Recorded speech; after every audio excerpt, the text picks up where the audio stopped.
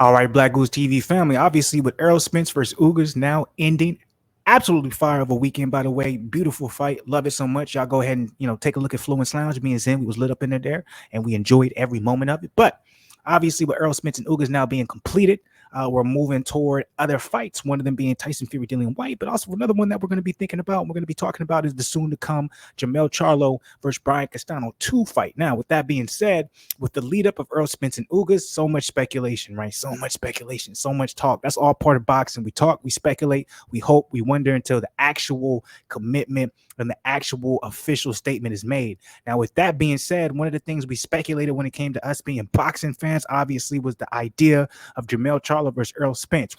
What? Pause. Fluids. What the fuck you talking about? Jermell Charlo versus Errol Spence. That's not even possible. They spar together. They got the same trainer. That don't even make no sense. Yeah, it doesn't make any sense. It doesn't seem likely. But the thing that when it comes to Errol Spence, that I do absolutely enjoy, I absolutely love, and I think that's why he has such a big fan base, similar to Terence Crawford. But he's just straightforward and he's honest with it. And he was asked, leading up to the Ugas fight, if 154 was a real possibility for you, et cetera, et cetera. Obviously, Errol Spence responded and he said, yeah, absolutely. 154 is a real expectation for me, or something that's going to come for me in the future. Yeah, absolutely. I have trouble making this weight. I've always had trouble making this weight. It's only a matter of time before I go ahead and move up. There's just a couple fights I need to take care of before I do. He also was asked, well, if that was the case and you were to move up 154, would you fight your teammate, your work dog, your road horse, the person that you in the stable with, Charlo, Jermell to be exact? Would you be willing to fight him? Let's say he beats Castano.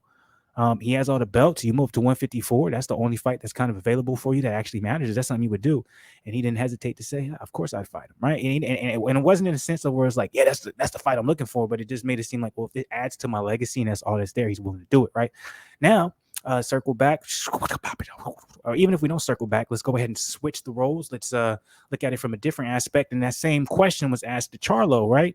I haven't read this article, so I don't know a specific answer to it. But obviously, another thing that was floated around in the lead up to the Errol Spence Ugas fight, because this is something actually even before the Errol Spence Ugas fight that's been talked about and that's been said, because Crawford has made it known. Like I always say this when it comes to Crawford and his upcoming future and his plans. He stated it and put it all out there on the Porterway podcast right after the Sean Porter fight. Right, he was asked who he wants, and he told Sean Porter who he wants. He said, I want Ugas, Thurman, I want Spence, and then I want the winner of Brian Castano and Charlo. Now, I don't have to get all those fights, but I need at least a couple of them joints. And if it has to just be the Castano 2 versus Charlo winner, that's cool too, because the history of me, being undisputed at 154 would be crazy, et cetera, just add to my legacy. So with that being said, there's always been rumors or certain things floating around in reference to Crawford and Charlo possibly fighting. Now, as of recent, because, Jermell Charlo was just that type of guy. He doesn't necessarily speak on certain things when he doesn't have anything coming up.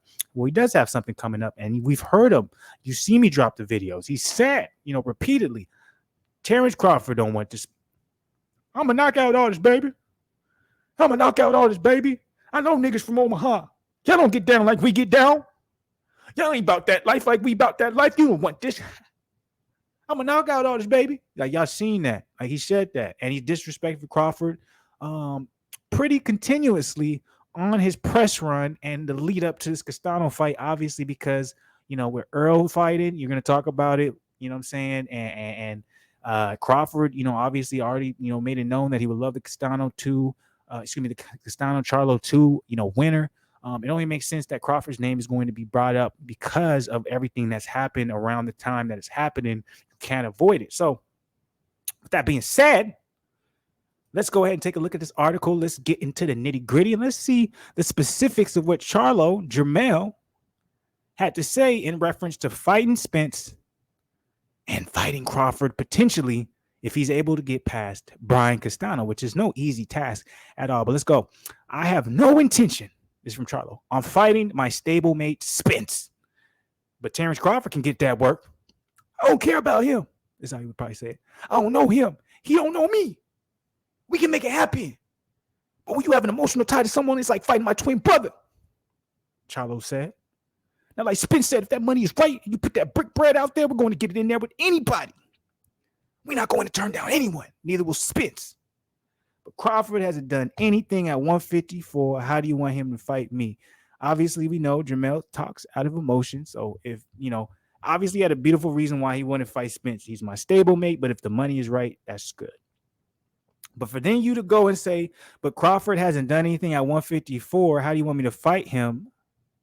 I'm trying to become undisputed right now. Well, Spence hasn't done anything at 154 either. Wouldn't it make sense for you to say, if you're saying, hey, if the money is right for me to fight Spence, I'll do it. But it has to be right because that's my stablemate. But then you to turn around and say, I don't know this nigga. So what has he done lately? Nigga, he ain't done nothing at 154, so I ain't finna fight him. I would think your response more so would be, and this is me, I love Jermell. I would think more so your response would be like, I don't know this nigga. Come up to 154, get that head knocked off. Get that block knocked off. You know what I'm saying? Why do you expect he hasn't done anything at 154 near to Spence, but you would be willing to fight Spence if the money right? But what if the money was right for Crawford? You want to fight him? What do y'all think? So let's continue on. Charlo went on to say, I'm trying to become undisputed right now. How are we talking about someone who hasn't even fought in the division?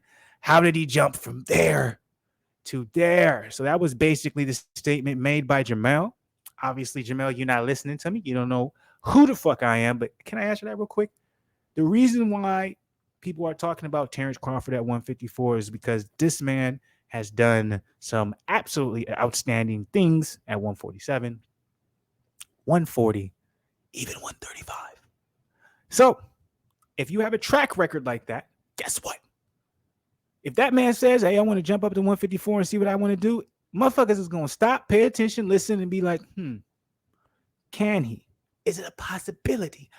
The same way we're doing it with Errol. Errol saying, I want to jump up to 154. We're like, well, can he? Is it a possibility? Right? But obviously, bias, stablemate, don't know Crawford. I understand. Jermell's always talking from emotion. So I expect a answer like that from him that makes really absolutely no sense. But with that being said, I'm a knockout artist, baby. Let me know what y'all think about this particular video. Drop it in the comments below. Like the video. Subscribe to the channel. You already know I'm bringing you all the motherfucking boxing news. Fluence in this beat. Black Goose family, stay up as always. Keep supporting the channel, baby. We coming with nothing but heat. You heard me? If you don't think it's heat, then goddamn go somewhere else, because I swear to God, I ain't got time for the bullshit.